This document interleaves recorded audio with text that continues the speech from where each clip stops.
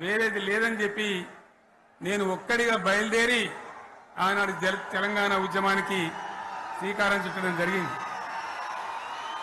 25 ఏళ్ల క్రితం, దయచేసి మీరు గొడవ బంద్ చేయాలి అనుకోవద్దు, సభలో చాలా మంది ఉన్నారు, లక్షల మంది ఉన్నారు, మీరు ఆపాలి ప్లీజ్.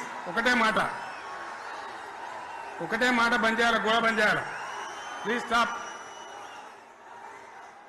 సో ఆ విధంగా 25 ఏళ్ల నాడు ఎగిరినటువంటి జెండా ఈ గులాబీ జెండా. చాలా మంది బంద్ చేయాలి ఏ బాబు బంద్ చేయాలి బాబు.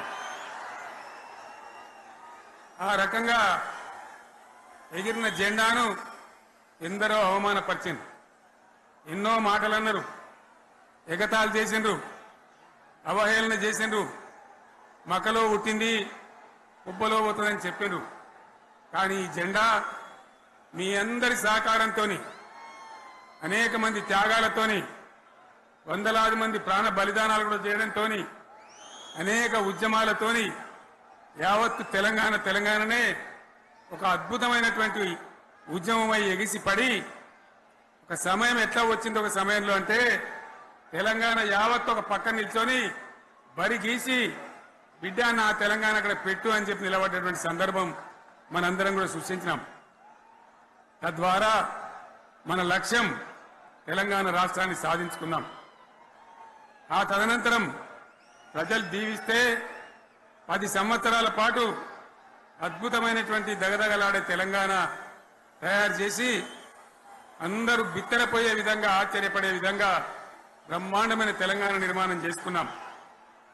ఆ విధంగా 25 సంవత్సరాల సుదీర్ఘ చరిత్రను ఈరోజు ఈ వరంగల్ గడ్డ మీద మనం జరుపుకుంటా ఉన్నాం. రజతోత్సవ సందర్భంలో జరుపుకుంటా ఉన్నాం.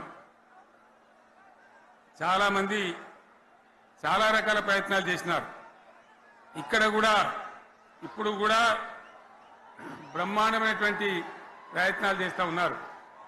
నేను ఒక్కటే మాట చెప్తా ఉన్నా, ఈ గడ్డకు ప్రత్యేకత ఉంది.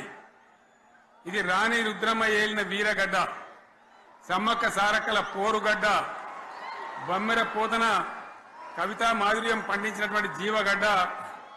ఈ వరంగల్ నేలకు నేను వందనం చేస్తా ఉన్నాను. మన అమర వీరులకు శిరస్సు వంచి నివాళులు అర్పిస్తా ఉన్నాను. 1969లో మూగబోయిన తెలంగాణ నినాదానికి తిరిగి జీవం పోసింది ఈ గులాబీ జెండాని మీ అందరికీ నేను మనవి చేస్తా ఉన్నాను. ప్రజలు పరిపాలన అప్పగిస్తే విధ్వంసమైన తెలంగాణను వికాస పథంలో నడిపించింది ఈ తెలంగాణ. దానికి కూడా ఈనాడు కరెక్ట్ గా 25 ఏళ్ళు నిండుతా ఉన్నాయి. ఆనాడు కొండా లక్ష్మణ్ బాపూజీ గారు ఆశ్రయం ఇస్తే ఏప్రిల్ 27, 2001న జలదృశ్యంలో టీఆర్ఎస్ ఆవిర్భావం తెలంగాణ చరిత్రనే మలుపు తిప్పిన ఒక మహోజ్వల ఘట్టం. పదవుల కోసమో, కులం కోసమో, మతం కోసమో, వ్యక్తుల కోసమో పుట్టలేదు ఈ గులాబీ జెండా. ఇది తెలంగాణ రాష్ట్ర సాధన కోసం పుట్టింది. పదవీ త్యాగాలతోనే మన తెలంగాణ ప్రస్థానం ప్రారంభమైంది. అది ఫలించి మన సొంత రాష్ట్ర కళ కూడా నెరవేరిందని నేను మనవి చేస్తా ఉన్నా. ఆనాటికి అలుముకున్నటువంటి చీకట్లను పారదోలడానికి, ప్రజల్లో విశ్వాసం కల్పించడానికి, ఆత్మవిశ్వాసాన్ని పెంపొందించడానికి నేను ఒక మాట చెప్పిన ఆ రోజు మీ అందరికీ కూడా గుర్తుండాలి. ఉద్యమం నుంచి వెనక్కి మరలితే, ఉద్యమ జెండాను దించితే నన్ను రాళ్లతో కొట్టి చంపండి అని చెప్పి నేను ఉద్యమాన్ని ప్రారంభించిన విషయం మీ అందరికీ కూడా తెలుసు. ఆ తదనంతరం జరిగినటువంటి స్థానిక పంచాయతీ ఎన్నికల్లో, ఆ తదనంతరం జరిగినటువంటి సిద్దిపేట ఉప ఎన్నికలో ప్రజలు బ్రహ్మాండంగా ప్రాణం పోసి ఊపిరిలిదితే అద్భుతంగా ఉద్యమం ముందుకు పురోగమించిన విషయం మనకు తెలుసు.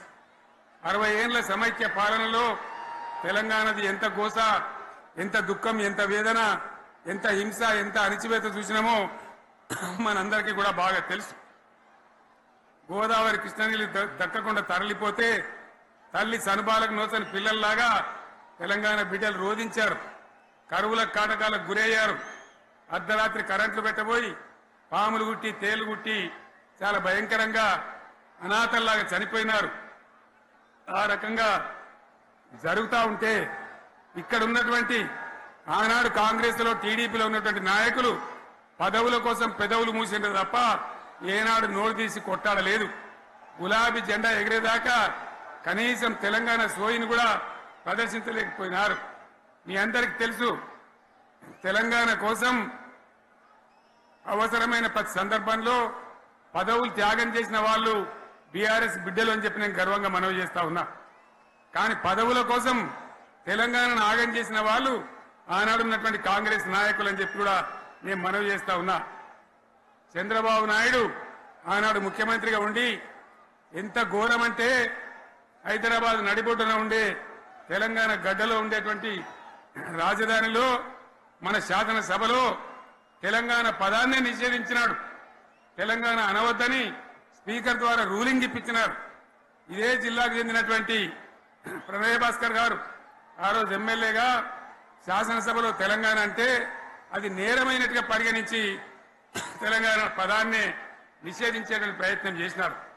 మిత్రులారా, మీకు అందరికీ చరిత్ర తెలుసు. ఆనాడైనా ఏనాడైనా ఈవెన్ ఈనాడైనా తెలంగాణకు విలన్ నంబర్ 1 కాంగ్రెస్ పార్టీ అని మనవి చేస్తా ఉన్నా. మనందరికీ కూడా తెలుసు ఆ విషయం. తెలంగాణ హైదరాబాద్ స్టేట్ పేరుతో ఉన్ననాడు ప్రజలు వద్దంటుంటే కూడా బలవంతంగా తెలంగాణను ఆంధ్రాతో కలిపిన వాళ్ళే. ఏందా బాబు, ఏందా పనిలేదా? రెడ్డి ఎవరెవరు పోండి, మీకేం పనిలేదా? ఈ 10 మంది కాదు కదా, సభ అంతా ఉంది కదా, ఉండండి, కామ్ ఉండండి, డిస్టర్బ్ చేయండి మీరు. అట్లా బలవంతంగా ఆనాడు ఆంధ్రలో విలీనం చేసింది కాంగ్రెస్ పార్టీ, జవహర్లాల్ నెహ్రూ.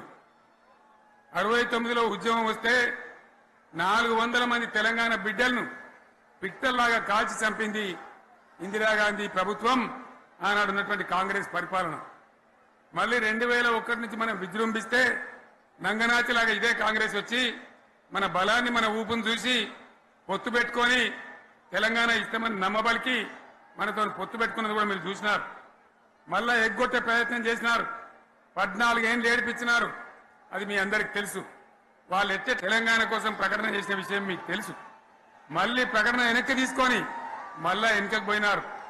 ఆ తర్వాత సకల జనుల సమ్మె కావచ్చు, సాగర హారాలు కావచ్చు, వంట వార్పులు కావచ్చు, అనేక రూపాలలో విజృంభించి మళ్ళీ భయంకరమైన పోరాటం చేసినాం. మళ్ళీ 3 ఏళ్ల తర్వాత వాళ్లకు రాజకీయ అవసరం ఏర్పడి ఆనాడు వచ్చి మళ్ళీ తెలంగాణ ఇస్తామని ప్రకటించి, వాళ్ళకి ఇష్టం లేకపోయినా తెలంగాణ సృష్టించినటువంటి ఆ సుడిగార్పులుగా తట్టుకోలేమని భయపడి తెలంగాణ ఇచ్చిన విషయం కూడా మీకు తెలుసు. తదనంతరం ప్రజలు మనకు అధికారం ఇచ్చినారు. దాన్ని మనం ఏదో అధికారం అనుభవించడానికి తీసుకోలే, బాధ్యతగా తీసుకున్నాం. ఎంత బ్రహ్మాండంగా పనిచేసినాం.